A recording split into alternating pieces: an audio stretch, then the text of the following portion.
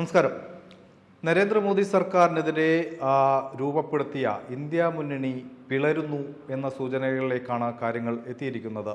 പ്രത്യേകിച്ച് മഹാരാഷ്ട്ര തെരഞ്ഞെടുപ്പിന് ശേഷം, കാശ്മീരിലെ തെരഞ്ഞെടുപ്പിന് ശേഷം ഒക്കെ തന്നെ ഇതുമായി ബന്ധപ്പെട്ട സംസ്ഥാനങ്ങളുമായി ബന്ധപ്പെട്ട് പ്രവർത്തിക്കുന്ന ഇന്ത്യ മുന്നണിയിലെ പ്രമുഖ നേതാക്കളെല്ലാം തന്നെ രാഹുൽ ഗാന്ധിയുടെ രാഷ്ട്രീയവും പ്രത്യേകിച്ച് കോൺഗ്രസ് രാഷ്ട്രീയത്തെയും തള്ളിപ്പറഞ്ഞുകൊണ്ട് രംഗത്ത് വരുന്ന കാഴ്ചയാണ് കാണുന്നത്. കഴിഞ്ഞ ദിവസം കശ്മീർ മുഖ്യമന്ത്രി ഒമർ അബ്ദുള്ള അദ്ദേഹം കൃത്യമായും ഇന്ത്യ മുന്നണിക്ക് പ്രത്യേകിച്ച് ഒരു അജണ്ടയുമില്ല, അതുകൊണ്ട് തന്നെ ഇന്ത്യ മുന്നണി പിരിച്ചുവിട്ട് മറ്റ് സാധ്യതകൾ തേടണം എന്നാണ് അദ്ദേഹം പറഞ്ഞു വയ്ക്കുന്നത്. അതായത് ഒമർ അബ്ദുള്ളയും തൻ്റെ കോൺഗ്രസ് അനുകൂല രാഷ്ട്രീയം അത് മാറ്റിവെച്ചുകൊണ്ട് കേന്ദ്ര സർക്കാരുമായി ഒരു ഏറ്റുമുട്ടൽ ഇല്ല, അല്ലെങ്കിൽ നരേന്ദ്രമോദിയുമായി ചേർന്ന് പോവാം എന്ന തരത്തിലേക്ക് അദ്ദേഹത്തിൻ്റെ നിലപാട് എത്തിയെന്നാണ് സൂചിപ്പിക്കുന്നത്. അതായത് കേന്ദ്ര സർക്കാരുമായി ഒരു സംസ്ഥാന സർക്കാരിന് ഊഷ്മളമായ ബന്ധമുണ്ടാക്കി പോവണം എന്ന തരത്തിലേക്ക് അദ്ദേഹത്തിൻ്റെ നിലപാട് മാറുന്നു. രാഹുൽ ഗാന്ധിയെ തള്ളിപ്പറയുന്നു, ഇന്ത്യ മുന്നണിയെ തള്ളിപ്പറഞ്ഞുകൊണ്ട് ഒമർ അബ്ദുള്ള രംഗത്ത് വരുന്നു.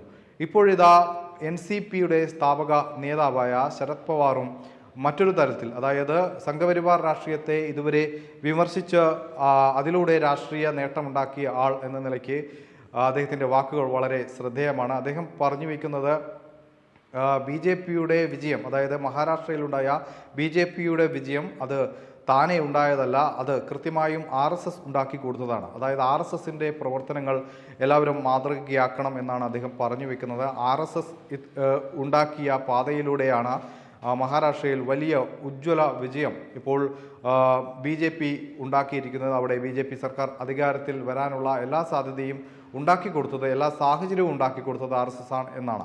അതായത് RSS പോലുള്ളൊരു സംഘടന എന്തുകൊണ്ട് കോൺഗ്രസിനോ അല്ലെങ്കിൽ മറ്റ് രാഷ്ട്രീയ പാർട്ടികൾക്കോ അത്തരത്തിൽ ഒരു സംഘടന ഉണ്ടാക്കാൻ എന്തുകൊണ്ട് സാധിക്കുന്നില്ല എന്ന ചോദ്യമാണ് അദ്ദേഹം ഉയർത്തുന്നത്.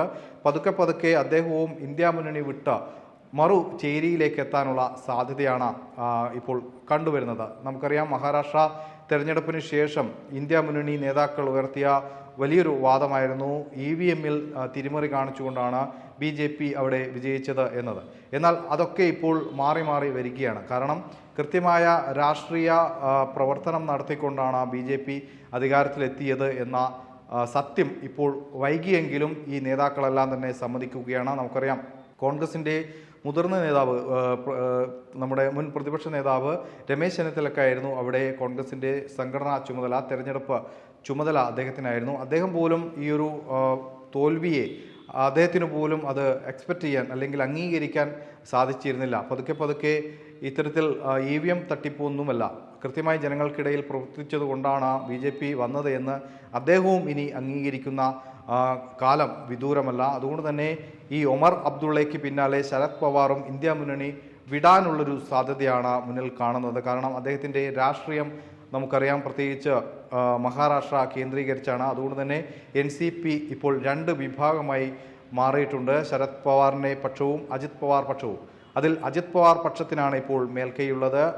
BJPക്കൊപ്പം നിന്നുകൊണ്ട് അവർ അധികാരത്തിലേക്ക് എത്തിക്കഴിഞ്ഞു. മാത്രമല്ല, ശിവസേനയും അതേ രീതിയിൽ ശിവസേന മറുഭാഗത്ത് ശിഥിലമായി കൊണ്ടിരിക്കുകയാണ്. BJPക്കൊപ്പമുള്ള ശിവസേനയ്ക്കാണ് ഇപ്പോൾ മഹാരാഷ്ട്രയിൽ രാഷ്ട്രീയ ശക്തിയുള്ളത്. അതുകൊണ്ട് തന്നെ ഇത്തരത്തിൽ രാഷ്ട്രീയ മാറ്റങ്ങൾ വരുമ്പോൾ ഈ ഇന്ത്യ മുന്നണി എന്ന രൂപം തന്നെ, അല്ലെങ്കിൽ അത്തരത്തിലുള്ള സഖ്യം തന്നെ ഇല്ലാതാവാനുള്ള സാധ്യതയാണ് കാണുന്നത്. നേരത്തെ മമതാ ബാനർജി അടക്കം വലിയ വിമർശനങ്ങൾ ഉന്നയിച്ചുകൊണ്ട് രംഗത്ത് വന്നിരുന്നു.